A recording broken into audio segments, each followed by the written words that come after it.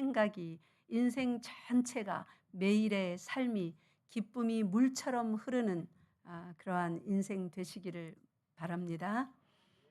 우리는 우리가 날마다 이렇게 눈 뜨면 보는 것이 있고, 또 뭐 전화를 받아서 듣는 것, 옆에 있는 사람들에게 직접 듣는 것, 그런 보고 듣는 것으로 인하여서 굉장히 근심이 되기도 하고 또 슬픔에 젖기도 합니다. 내가 직접 갈 수 없어서 슬프기도 하고 도울 수 없어서 안타깝기도 하고, 듣지 말아야 될 걸 괜히 들었다 하면서 그 들은 것에 대해서 후회하며 한탄하기도 하고, 그거 모두 다 우리가 어찌할 수 없는 것 때문에 그런 일을 겪습니다. 그래서 기분이 나쁘다, 좋다, 뭐 기분이 찝찝하다, 그렇게 우리가 살아가는 환경에서 영향받는 모든 것과 우리 기분을 연결시켜서 그렇게 말합니다. 오늘 본문 첫 줄에 보면 주 안에서 항상 기뻐하라. 그리고 또 마칠 때도 내가 다시 말하노니 어떻게 해요? 기뻐하라. 지금 기뻐하라, 기뻐하라 두 번이나 강력하게 촉구하고 있습니다.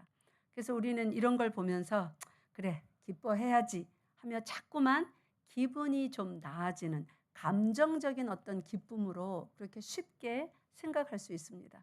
그런데 이거는 감정적으로 기분이 좀 좋아지고 상쾌해지고 그런 종류의 기쁨이 아닙니다. 물론 이 기쁨 속에는 그런 감정적인 기쁨도 다 포함이 되어 있습니다. 근데 거기에 머물러서 이 말씀을 이해하면 그야말로 맛있는 수박을 사서 쪼개지 못하고 겉껍질만 핥으며 수박 맛이 이렇구나 하는 것과 똑같다는 거예요. 그래서 이제 4절부터 7절 말씀을 본문으로 하여 기쁨이 물처럼 흐르게 하라라는 제목으로 몇 주간 말씀이 계속될 것입니다. 그동안에 주로 많은 그리스도인들이, 또 우리 교회 성도들도 마찬가지예요.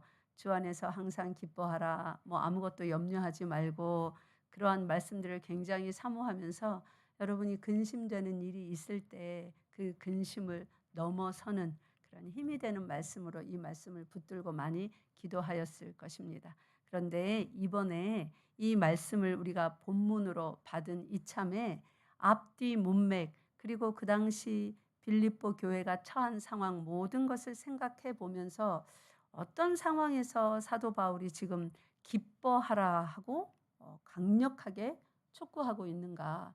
이 기뻐하라는 것은 도대체 어떻게 하라는 것인가? 기분이 좋게 하는 것은 아니라고 했습니다. 제가 기분이 좋아지는 감정적인 그 기쁨은 뭐 그것만 하려면 말씀에 이렇게까지 굳이 안 해도 됩니다. 우리 스스로 할 수 있습니다. 세상 사람들은 가서 술 먹겠죠. 안 되면 뭐 마약 같은 것도 막 먹죠. 친구들 만나서 실컷 욕을 막 상대 자신을 나쁘게 했던 사람을 욕을 하면서 또 기분을 풀기도 하겠죠. 그러면 속이 좀 실제로 나아지기도 합니다. 그죠? 속이 후련합니다. 뭐 그러면서 풀 수도 있어요. 뭐 그리스도인들도 335 때를 지어 무리지어서 이 사람 세상에 이럴 수가 없다, 이렇게 나쁘더라, 험담도 제법 해가면서 맛있는 거 만들어 먹고 뭐 어디 찻집도 가고 놀러도 가면서 기분 상쾌하게 할 수 있습니다. 그렇게 뭐 제법 힘듦을 넘길 수도 있어요. 그런 거를 위하여서 지금 사도 바울이 기뻐하라라고 하는 것이 아닙니다. 그 앞에서 단서가 있는데 주 안에서, 그러니까 이 기뻐하라는 것은 주 안에서 해야 되는 기뻐하는 것도 있고, 우리가 잘못 기뻐하면 이거는 큰일 난다는 거예요. 주 안에서 하지 말아야 되는 어떤 행동이나 생각이나 결단이나 하면서 기뻐한다면 이거는 오히려 기뻐하면서 죄를 짓는 거겠죠. 그런데 4절부터 7절까지가 연결된 하나의 문단인데 정말로 뜬금없는 것을 계속 말하는 것 같습니다. 기뻐하라, 내가 다시 말하노니 기뻐하라 이래 놓고, 그러면 이 기쁨이 어떤 종류인지 좀 설명을 해주면 좋은데 5절에 가서는 또 떡하니 뭐가 나옵니까? 뭐 관용을 베풀어라도 아니고 뭐예요? 너희 관용을 모든 사람에게 알게 하라. 내 죽음을 알리지 마라. 그런 것도 있는데 관용을 모든 사람에게 알게 하래요. 여러분 헬라어 중에 관용이라는 단어가 얼마나 어려운지 헬라 사람들이 이 말을 이해하기는 어렵다.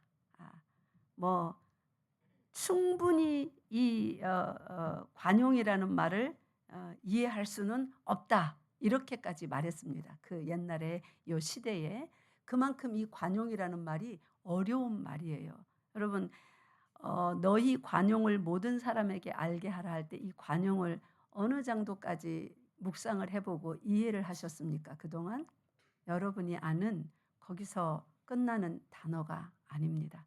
이 관용이라는 단어를 가지고 몇 날 며칠을 말씀을 전하며 신구약 성경을 왔다 갔다 근거 구절을 읽으며 해도 이렇게 할 만큼 어려운 단어예요. 사실 헬라인 이거 신약 성경이 원래 쓰여진 말이 어떤 말입니까? 헬라어죠. 그리스어. 그 헬라인들조차도 이 관용이라는 말을 굉장히 어려워했습니다. 예를 든다면 우리나라 말 중에 뭐 뭐뭐의 이런 얼이라는 말 있죠. 그죠? 또 뭐 한 이런 말 있죠. 정 이런 말 있죠. 그런 말 우리 다 쉽게 알 것 같지만 그럼 설명해 보세요 하면 정이 무엇인지 얼이 무엇인지 한이 무엇인지 자세히 설명해 내기가 참으로 어렵습니다. 여러 가지 상황에서 여러 가지 표현들과 맞물려서 굉장히 많은 것을 포함하고 있는 그런 복합적인 뜻을 가지고 있는 단어지 않아요? 그것처럼 이 관용이라는 단어가 보통 어렵지 않습니다. 근데 관용을 베풀어라가 아니라 그 관용이 우리 속에 있어서 이 관용이 모든 사람에게 알려지기까지 해야 된대요. 그러니까 기뻐하라 해놓고 또 관용을 모든 사람에게 알고 하라 해놓고 그러니까 고민이 되잖아요. 아우 머리 아파 골치 아파 이게 도대체 뭔 말이야 하고 있는데 또 6절에 와서는 뭘 하지 말랍니까? 염려를 하지 말래. 지금 6절 7절 4절 5절 6절이 전혀 연결이 안 되는 것 같은 말씀만 그냥 툭툭툭 던지는 것 같습니다. 이제 빌립보서가 4장으로 되어 있으니까 4장 지금 중간쯤 왔어요. 그죠? 거의 마무리 지어야 됩니다. 마무리 짓는 판에 사도 바울이 편지 쓰다가 힘들어서 그냥 아무 말이나 그냥 툭툭 던지는 걸까요? 좋은 말 전부 다 합해서? 그런 건 아니겠죠. 그죠? 이제 마치는 마당에 굉장히 중요하고 핵심적인 빌립보 성도들에게 꼭 해주고 싶은 오늘 우리 교회에 꼭 하나님께서 하시기 원하는 그 말씀이 여기 기록되었을 텐데 이렇게 꼭 연결이 잘 안 되는 것 같은 아주 중요한 말들을 툭툭 던지고 있습니다. 기뻐하라, 관용을 모든 사람에게 알게 하라, 아무것도 염려하지 마라, 기도해라, 간구해라, 감사함으로 해라. 7절에 오니까 그리하면 4절, 5절, 6절을 하란 말이에요, 말란 말이에요?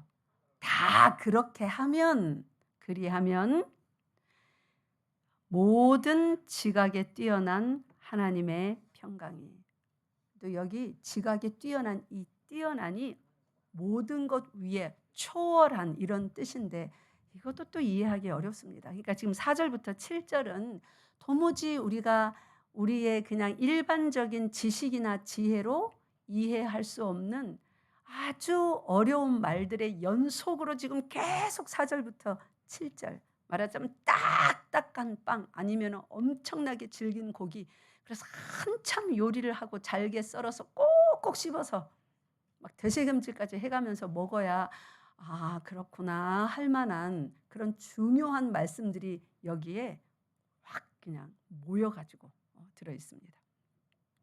그래서 이 말씀을 천천히 우리가 이제 빌립보서 그 뒤에 남은 것은 10절부터는 뭐 이제 마지막 인사말들이니까 뭐 그리 어려운 것들 없습니다. 사실 이 빌립보서 4장은 이제 4절부터 7절까지 잘 이해하면 다 마치는 거예요. 그래서 제가 12월 마지막 주까지 4절부터 7절을 계속 갈 수 있습니다. 오늘이 사순절 첫째 주일입니다. 사순절이 아니라 대강절. 지금 주보에 잘못 나와가지고 저까지도 막 제가 어제 분명히 주보를 출력한다 그래서 점검을 했는데 머리로는 대강절을 생각하면서 주보를 보니 주보에 그렇게 돼 있는데도 내가 미처 발견을 못해서 수정하라고 말을 못했습니다. 사무실에다가. 죄송합니다. 주보에 오늘 잘못 나왔어요. 대강절 첫째 주일인데 크리스마스 성탄절 앞에 4주간을 대강절이라고 해요. 대강절은 어드벤투스라고 하는 라틴어에서 나온 말인데 강림, 방문 이런 뜻이 있습니다. 그러니까 예수 그리스도께서 하나님께서 이 땅을 방문하시는 거예요. 친히 내려오셔서. 그래서 방문하시는 그 방법이 어떤 방법인 거예요? 사람의 몸을 입고 이 땅에 태어나는 그 방식으로 이 땅을 백성들을 방문하시는 그 날이 이제 성탄절입니다. 그래서 그 앞에 4주간을 대강절로 지키는 것입니다. 여러분 이 대강절마다 묵상 달력이 나오죠. 꼭 가서 계란 아닙니다. 계란인 줄 아실까 봐. 예, 냉장고나 어디 붙여 놓으시고 예쁘잖아요. 그죠? 크리스마스 트리 같이 붙여 놓으시고 오늘부터 하루에 한 구절씩 꼭 읽고 묵상하시기 바랍니다. 나가는 출입문 입구에다 붙여 놓고 핸드폰으로 이렇게 보셔도 좋겠습니다. 그래서 한 달간 이제 오늘부터 12월 한 달간 대강절과 성탄절을 지나면서 예수 그리스도를 보내신 하나님께서 과연 우리에게 무엇을 원하실까? 그래서 궁극적으로 우리가 뭐 어떻게 신앙생활을 해야 이 땅에 빛으로 오신 그 예수 그리스도의 빛을 우리가 이 땅에 전할 수 있을까? 드러낼 수 있을까? 이 대강절과 성탄절 기간을 지내면서 잘 깨닫는 그런 시간 되시길 바랍니다. 그래서 올해는 따로 이 성탄절 메시지를 하지 아니하고 이 빌립보서 4장부터 7절 말씀을 통하여 대강절과 성탄절 메시지까지 이렇게 다 포함하여 이 부분을 깊이 생각해 보도록 하겠습니다. 자, 이 4절이 지금 주 안에서 기뻐하라 그랬는데 사실 사도 바울이 지금 이 기뻐하라라고 말하는 이 상황은 어떤 상황입니까? 지난주에 우리 배웠어요. 그 빌립보 교회 안에 두 분의 아주 영향력 있는 여성도님이 아주 꽝 부딪혀서 파벌을 형성하고 되게 이렇게 화합하지 못하고 좀 대결 구도를 형성하며 교회 안에 무리를 일으킨 두 사람이 있었죠. 누구와 누굽니까? 유오디아와 순두계. 유오디아 편, 순두계 편. 두 편이 딱 나눴습니다.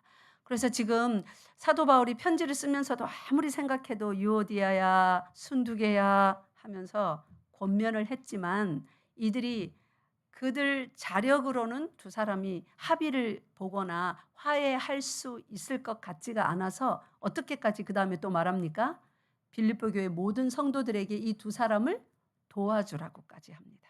그래서 교회 안에 분쟁이 싸움이 지속되지 아니하도록 신속히 조화와 일치 단결을 이뤄낼 것을 빌립보서 2장 초반에 1, 2, 3절에 말했던 것 같은 한 마음 한 뜻 한 사랑으로 일어설 것을 그렇게 촉구하면서 아직 그게 지금 해결이 안 된 상태입니다. 지금 편지를 쓰고 있는 거예요. 너희 교회가 지금 이렇던데 그렇게 하면 안 된다. 빨리 싸움을 그쳐라. 화해해라. 그 두 사람이 못하겠거든 너희들 전부 다 도와서 반드시 빌립보 교회는 이렇게 서야 된다. 왜냐하면 나와 여러분 모두의 이름이 그들의 이름이 어디에 다 적혀 있다고요?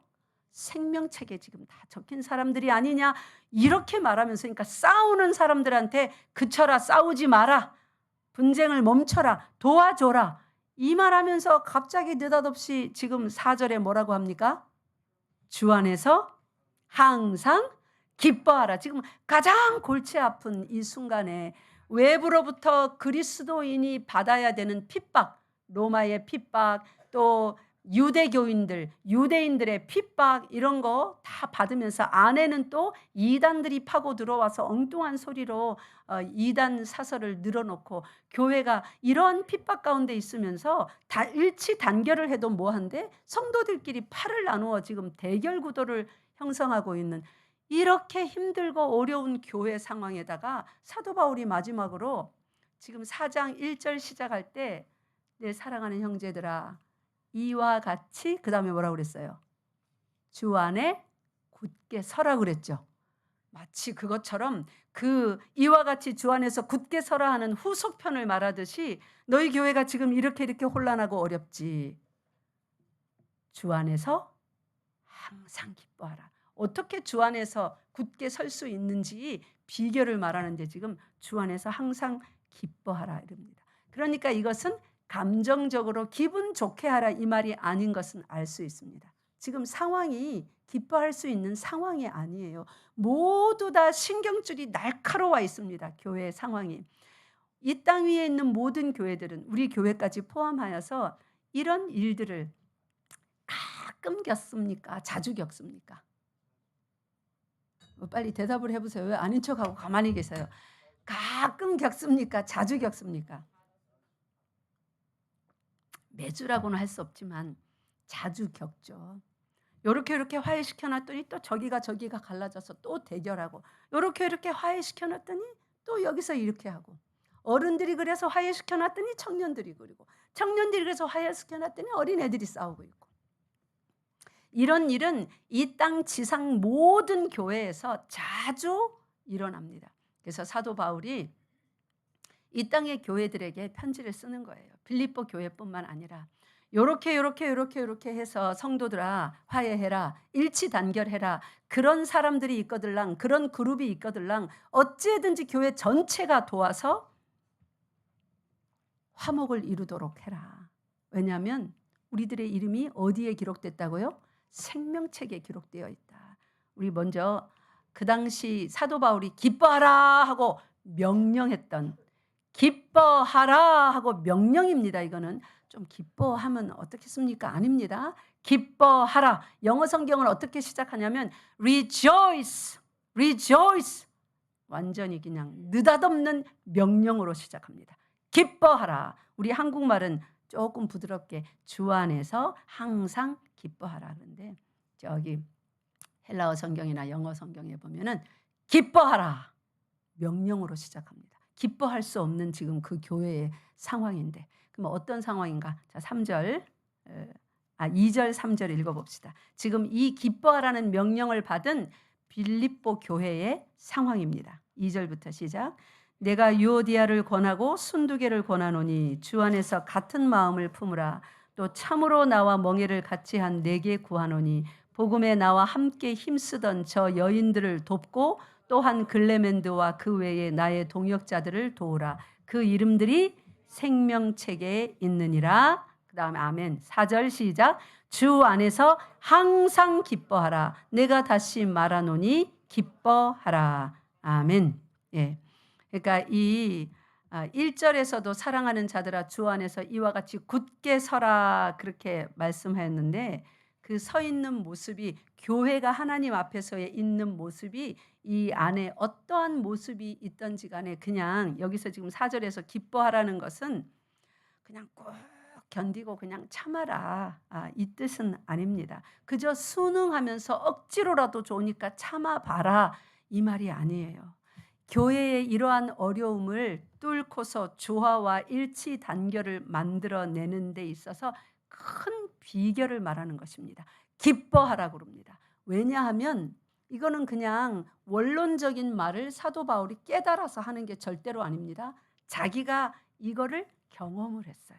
그래서 자신의 인생에서 정말 핍박받고 사도권을 의심받고 유대 종교 지도자들 이전에 자기가 율법으로 살 때는 자기를 막 이렇게 높이던 그들로부터 이제 손가락질 받고 매맞고 또 지금 전도하다가 감옥에 갇혔잖아요. 그죠? 로마 감옥에. 그런데 이 사람들은 잘됐다. 이참에 우리 이름을 내자 하면서 시기와 다툼으로 막 전도까지 하며 사도 바울이 바울의 감옥에 갇힌 것을 조금 고소하게 생각까지 하는 듯한 그런 뉘앙스가 지금 믿는 자들 가운데 퍼져서 정말 속에 사도 바울 속에 분노와 적개심이 그리고 죽음에 대한 공포가 일어날 수 있는 그 상황에 사도 바울이 기쁨으로 이 모든 것을 이겨낸 경험이 있기 때문에, 그리고 그렇게 늘 살아왔기 때문에 자신의 삶의 경험으로부터 지금 하는 말입니다.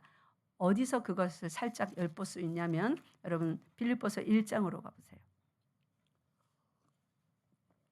빌립보서 1장에서 빌립보 교회에 편지를 쓰는 그 첫머리에 1절 2절에서 그들에게 축복의 말씀으로 은혜와 평강이 너희에게 있을지어다 인사말을 한 다음에 3절부터 보면 여기에 지금 4절 끝머리에 나와 있는 이 말씀의 전편과 같은 말씀이 지금 4장 4절부터 7절에 있는 말씀이 여기 3절에 희미하게 다 들어 있습니다. 그러니까 초반에 했던 말을 이제 빌립보 교회 모든 성도들에게, 이 초반에는 자기 자신의 경험에서, 간증적인 경험에서 나온 것입니다. 이것을 나는 이렇게 해서 이렇게 어려움을 견디고 있으니 빌립보 성도들아, 너희도 교회 안에 그런 일들로 힘드냐?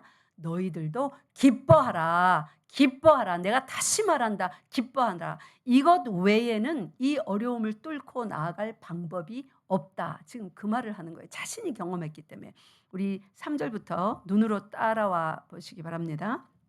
여기 보니까 3절에 내가 너희를 생각할 때마다, 지금 빌립보 성도들에 대해서 말합니다. 나의 하나님께 뭐 한대요? 감사한대요. 지금 빌립보 4장을 읽어보니까 빌립보 교회는 어떤 상황입니까? 안팎으로 이단과 로마의 그리스도인들로서 핍박을 받으며 안에는 성도가 두 패로 갈라져 있습니다. 그죠? 유오디아, 순두개 파로 갈라져서 만나면 으르렁거리고 싸웁니다. 뭐 예배 드릴 때도 쫙 갈라져서 이 파는 저기 앉고 저 파는 저기 앉고 막 그랬을 수 있죠. 그렇게 혼란스러운 그 교회에다가 편지를 쓰면서 사도 바울이 편지 쓸 때 이거 알았어요? 몰랐어요? 쓰다가 아는 게 아닙니다. 그죠? 쓰는 그 초반부터 이 내용을 다 들어서 압니다. 그래서 지금 편지를 쓰기 시작하는데 이렇게 말하는 거예요. 내가 너희를 생각할 때마다 나의 하나님께 뭐 한대요? 감사한대요. 그 다음에 4절 간구할 때마다. 이 빌립보 교회를 생각하면서 뭘 간구했을까요? 바로 유오디아와 순두개. 지금 이 일에 갖고 어려움이 일어난 걸 사도 바울이 알았잖아요. 그걸 간구했겠죠. 하나님, 이들의 마음을 만지셔서 조화롭게 하시고 일치 단결을 이루어내게 하여 주시옵소서. 이 빌립보 온 교회가 이 두 여성도를 도와서 이 분쟁이 그치게 하여 주시옵소서. 싸움이, 시기 질투가, 다툼이 멈추고 기쁨이, 평강이 흐르게 하여 주시옵소서. 그 간구를 했겠죠. 그런데 4절에 보니까 간구할 때마다 너희 무리를 위하여 뭐로 간구를 한답니까? 여러분, 교회 안에 어떤 일로 기도할 때, 아니면 여러분 가족의 어떤 일로 기도할 때, 아니면 여러분 개인의 인생의 어떤 일로 기도할 때 힘들고 어려운 일, 형제들 집에서 형제들끼리도 반목할 때 있잖아요. 언니 동생이 형 아우가 도무지 형님은 이해할 수 없어. 결혼 전에는 안 그러더니 결혼하니까 자기 가족밖에 몰라. 막 이러면서 싸우는 일도 있잖아요. 그럴 때 그 형제 자매들을 위하여, 부부간에 아니면 부모 자식이 서로를 위하여 기도할 때 기쁨으로 기도가 됩니까? 안 되잖아요. 그죠? 막 미움이 이렇게 올라오는데 성도니까 참으려고 누리려고 애쓰면서 기도하는 것 아닙니까? 근데 사도 바울은 그 빌립보 교회의 그 혼란한 혼탁한 상황을 보면서 너희 무리를, 그다음에 뭐가 있습니까? 위하여 기쁨으로 항상 간구한대요. 기쁨으로 간구하는 이유가 누구를 위하여서 그리 한답니까? 그 빌립보 성도들을 위하여 기쁨으로 항상 간구한대요. 5절에 보니까 왜 그렇게 기쁨으로 그들을 위하여 간구하냐면 5절 시작. 너희가 첫날부터 이제까지 복음을 위한 일에 참여하고 있기 때문이라. 여러분 이제 여기서 빌립보서 4장을 펴보세요. 제가 아예 성경책을 2권을 들고 왔습니다. 마주 펴놓고 자, 아까 1장 5절에서 왜 그들을 위하여 기쁨으로 간구하고 그들을 생각할 때마다 하나님께 감사를 드렸는가가 5절의 이유가 나왔잖아요. 왜 그랬대요? 첫날부터 이제까지 복음을 위한 일에 참여. 동지라 이 말이에요. 우리는 주 예수 그리스도의 십자가의 군사요 한 몸이다.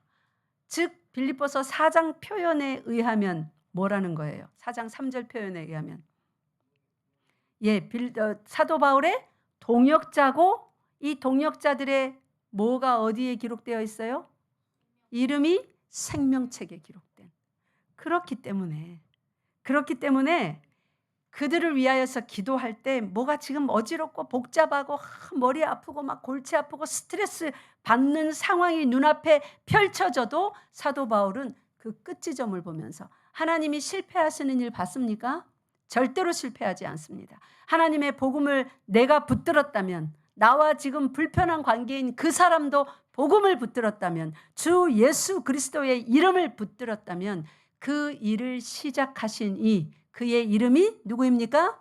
그리스도께서 어떻게 하신대요? 1장 6절 읽겠습니다. 그 그리스도가 어떤 분인 줄 사도 바울은 명확히 합니다. 1장 6절 시작. 너희 안에서 착한 일을 시작하신 이가 그리스도 예수의 날까지 이루실 줄을 우리는 확신하노라. 아멘. 그리스도 예수의 날이 언제입니까? 마지막 날, 그 정해진 그날, 예수 그리스도의 날이 오면, 지금은 우리들에게 허락해 주신 날이에요. 우리가 마음껏 이럴 수도 있고 저럴 수도 있고, 근데 그 예수 그리스도의 날이 이르면 우리가 이럴 수도 있고 저럴 수도 있습니까? 아니요. 모두 다 스톱. 즐겁게 춤을 추다가 그대로 멈춰라 하죠. 그러면 움직이면 안 돼요. 그리스도의 날이 그 날입니다. 지금은 우리가 이렇게도 할 수 있고 저렇게도 할 수 있고, 믿을 수도 있고 안 믿을 수도 있고, 화낼 수도 있고 즐거워할 수도 있고, 선택의 자유가 있지만 그리스도의 날이 되면 모든 선택의 자유는 끝납니다. 이제 예수를 믿은 자는 생명을 얻을 것이요 구원을 얻을 것이요 믿지 않는 자는요 심판을 받으리라, 멸망을 받으리라입니다. 그 그리스도 예수의 날까지 복음을 붙들은 자들은 예수께서 어떻게 하신답니까? 여기 6절에 보니까 1장 6절에 착한 일을 우리 안에 시작하셨는데, 즉 예수 그리스도의 뜻을 믿음으로 받아들여서 그 믿음으로 그 뜻을 붙들고 그분을 따라가는 거예요. 형제 자매를 위하여서 기도하면서 조화와 일치를 이뤄내며 예수 그리스도와 같은 마음을 품으려 하며 함께 나아가는, 또 많은 사람을 이 복음의 길로 들어오라고 인도하고 전도하는 그 일을 하며 우리가 길을 걷고 있는데, 이 일을 시작하신 이가 예수 그리스도라는 거예요. 이 일은 누구께서 완성하신대요? 예수께서 완성하신대요. 그래서 사도 바울이 지금 이 편지를 적으면서 빌립보 교회의 굉장히 힘든 상황을 보면서도 사도 바울은 골치 아픈 교회, 저 교회는 도대체 왜 저래? 저 성도는, 유오디아는 왜 이렇게 말을 안 듣나? 순독에 왜 이렇게 고집이 센 거야? 이렇게 하지 않는답니다. 그들을 위하여 뭐로 기도를 해요? 기쁨으로 기도를 한대요. 그러니까 이 기쁨이라는 것은 단순히 기분을 좋게 하는 감정적인 그 기쁨이 아닌 것입니다.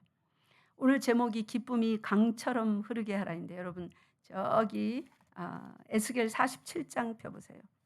우리 지난주 금요 철야 때 에스겔 47장을 배웠었습니다. 에스겔 47장. 거기에 에스겔이 환상에서 보았던 새 성전에서 이제 그 문지방 밑으로 물이 흘러나오기 시작합니다. 에스겔이 천척을 그 환상 중에 보니까 그 에스겔 환상 중에 나온 그 사람이 천척을 측량할 때마다 물이 점점 차오르는데 4번을 측량합니다. 3절에 4절에 5절에 천척을 측량하고 다시 측량하고 다시 측량하고 하니까 성전에서 나온 물이 어디에 차든가요? 발목에 차고, 그 다음 측량하니까요 무릎에 차고, 그 다음요 허리에 차고, 그 다음은 헤엄쳐야만 될 수 있을 만큼 건너지 못할 큰 강을 이루어서 나아갑니다. 성전의 주인 되신 예수 그리스도께서 그 몸으로 성전 삼으시사 우리들의 모든 죄를 사하시고 착한 일을 우리 속에서 실제적으로 시작하시면 이렇게 된다는 것입니다. 요한복음 14장 한번 펴보세요. 요한복음 14장 27절 함께 읽겠습니다. 요한복음 14장 27절 시작. 평안을 너희에게 끼치노니 곧 나의 평안을 너희에게 주노라. 내가 너희에게 주는 것은 세상이 주는 것과 같지 아니하니라. 너희는 마음에 근심하지도 말고 두려워하지도 말라. 아멘. 예. 여기 평안을 우리에게 끼친다고 하였는데 여기 다른 성경에 보면 그 평안을 우리들에게 남겨두고 떠난다 이런 표현이 있습니다. 헬라어 성경에도 원어적인 뜻은 그게 먼저입니다. 예수 그리스도께서 이 땅에서 사역하셨을 때 그가 누리셨던 그 평안을 이제 하늘에 가시면서 우리들에게 남겨놓고 떠난대요. 그러면서 내가 이 평안을 남겨두는데 너희에게 주는 거다. 그래서 성령 앞에 요한복음 14장 앞에는 계속 성령에 대해서 말씀하십니다. 그러면서 이 26절에 14장 26절에 보혜사에 대해서 말씀하시고는 27절에 평안을 너희에게 끼치노니, 이 끼치노니가 평안을 너희에게 남겨두고 간다. 이 평안을 내가 너희에게 준다. 이 말이에요. 이 평안이 바로 빌립보서 4장 7절에 나와 있는 하나님의 평강, 모든 지각에 뛰어난 지식과 지혜, 이 땅에 있는 사람의 모든 지식과 지혜, 그 위에 있어서 모든 것을 통찰하고 꿰뚫어보고 시작이요 마지막이신 그분의 계획 속에 있는 그 뜻, 그 뜻을 안다면 누가 오늘 돈 없는 것 때문에 걱정하겠습니까?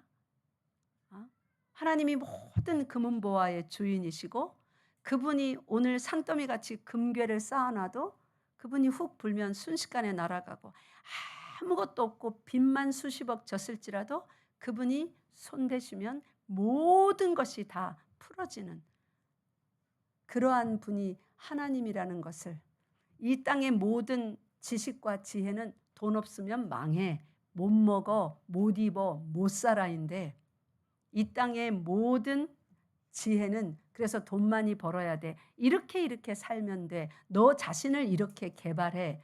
인데 그 모든 것 위에 초월한 하나님의 그 지혜는, 지식은 다른 것을 말하고 있단 말이에요.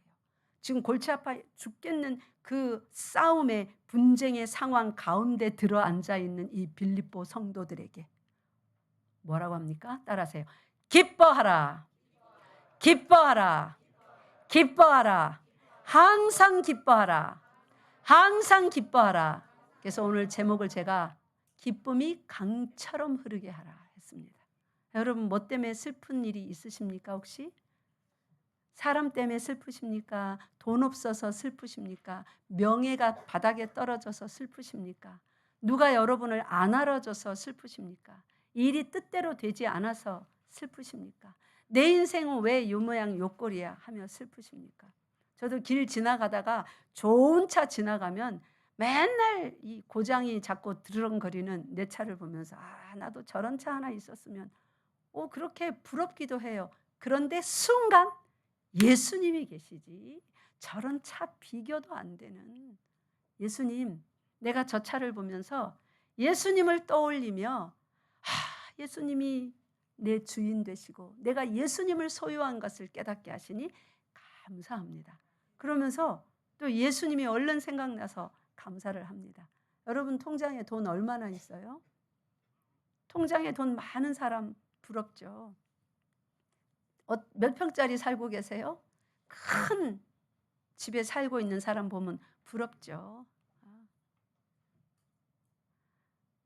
그런데 예수 그리스도를 속에 모신 것이 얼마나 큰 부요함이고 풍족함인지 여러분 입으로 시인하셔야 됩니다. 시인하는 삶 살기 바랍니다. 그래서 실제적으로 예수 그리스도를 여러분 속에 모셨다는 이것이 어떤 사람 앞에서 나는 저 사람보다 돈이 없어 할 때 예수님이 얼른 나와야 돼요. 속에서 주님 감사합니다. 저 속에 예수님이 없으나 돈만 넘쳐나나 내 속에 예수님이 계신 것.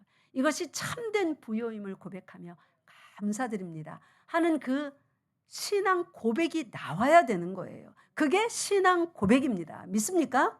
예.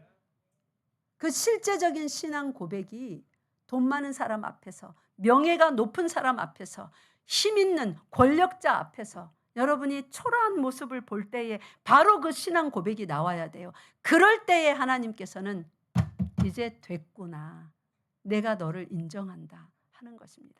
그럴 때에 진짜 복받을 자세가 된 거예요. 날마다 그런 권력 있는 사람, 돈 많은 사람, 몸이 건강한 사람, 명예가 높은 사람 앞에서는 예수 믿어봤자 소용없네, 나는 뭐 아직도 내 팔자는, 만약에 이런다면, 신앙 고백이 안 나온다면, 예수로 말미암아 기뻐하고 즐거워하는 신앙 고백이 안 나온다면 아직 한참 뺑뺑이를 더 돌아야 된단 말이겠죠. 40년 광야요. 왜 하나님께서 우리에게 삶의 어려움을 허락하십니까? 바로 그 예수로 말미암는 신앙의 고백이 있는 진짜 성도 만드시려고 잠시 허락하신 고난인 것입니다. 믿습니까?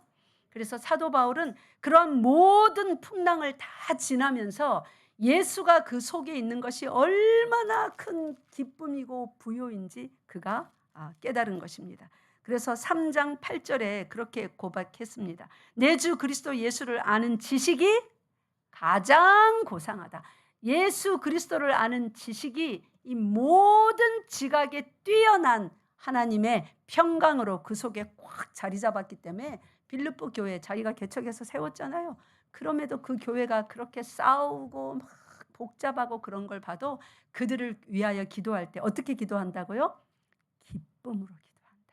너희가 지금은 그래 봤자 하나님의 뜻을 거스를 수는 없어.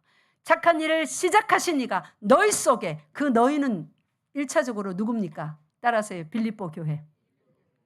싸우고 있는 지금 그 빌립보 교회에게 말하는 거예요. 너희 속에 착한 일을 시작하신 이가, 구원의 일을 시작하시는 이가 유오디아야, 순두개야, 거기에 작당해서 같이 싸우고 있는, 분쟁하고 있는 너 빌립보 성도들아, 내가 너희를 위하여 기쁨으로 기도한다. 착한 일을 시작하신 예수 그리스도께서는 반드시 이루신다. 멈추지 아니하신다. 그러면서 그 하나님의 뜻을 환히 내다보고 하나님이 누구신지 아는 그 믿음으로, 그 즐거움으로 기쁨을 속에서 넘치도록 뿜어내며 나는 기쁘다, 기쁨으로 기도한다. 내가 너희를 보아도, 이 분쟁을 보아도 그 분쟁이 눈에 보이고 귀에 들리는 소식이 내 기쁨을 뺏어가지 못한다. 지금 그 말을 하고 있는 겁니다.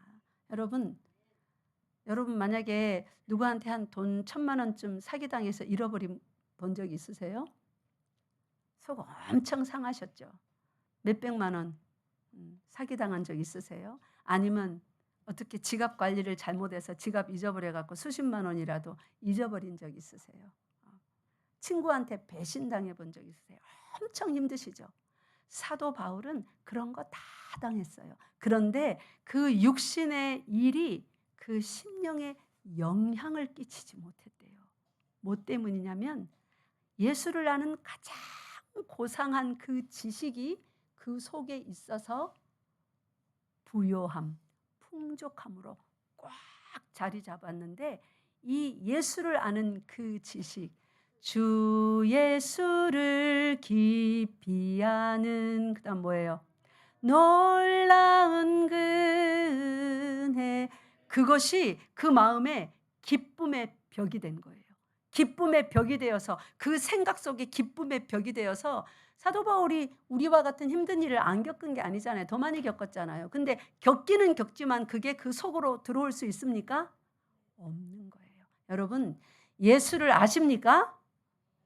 제대로 아시기 바랍니다. 알아도 제대로 못하니까 바깥에서 일어나는, 여러분 옆에서 일어나는 돈 없는 거, 건강이, 친구가, 뭐 가족이, 그런 일 때문에 마음이 또 어두워지고 또 슬퍼지고 이러는 거예요. 그것이 속으로 들어오지 못하도록 내가 예수를 더 깊이 알아야 되는 것입니다.